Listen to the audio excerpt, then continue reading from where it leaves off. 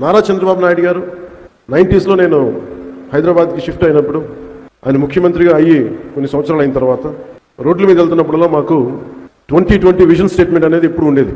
ఆ తర్వాత కొద్ది కాలం తర్వాత హైటెక్ సిటీ అని ఒక బిల్డింగ్ కట్టారు. నేను డాక్యుమెంట్ కొంత చదివాను, కొంత నాకు నా స్థాయికి అది అర్థం కాలేదు. నేను నా ప్రపంచంలో ఉన్నాను, బయట ప్రపంచం నాకు ఇంకా తెలియదు.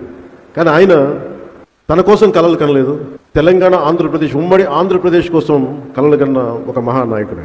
ఆ రోజు కలలు కన్నప్పుడు చాలామందికి అర్థం కాదు. ఇక్కడున్న వ్యక్తుల్లో చిన్నపిల్లల్లో కానీ ఎవరో ఒకళ్ళు 2047కి నేను ఇది అవుతానంటే ఈరోజు హాస్యాస్పదంగా ఉండొచ్చు. మనకి కాలానికి ముందుకెళ్ళి చూస్తే ఆ సాధించిన తర్వాత అప్పుడు ఈరోజు నీ మిషన్ స్టేట్మెంట్ విలువ అర్థమవుతుంది. అలాగా 2020 విజన్ స్టేట్మెంట్ ఇచ్చినప్పుడు అదే మాదాపూర్లో అదే చోట్ల మేము ట్రైనింగ్ కనో లేదంటే రకరకాల వెళ్ళేవాళ్ళం రాళ్ళు రప్పలు చూడటానికి. మేమందరం రాళ్ళు రప్పల్ని చూస్తే ఆయన ఒక సైబర్ సిటీని చూశారు, ఇంకొక నగరాన్ని దర్శించాం.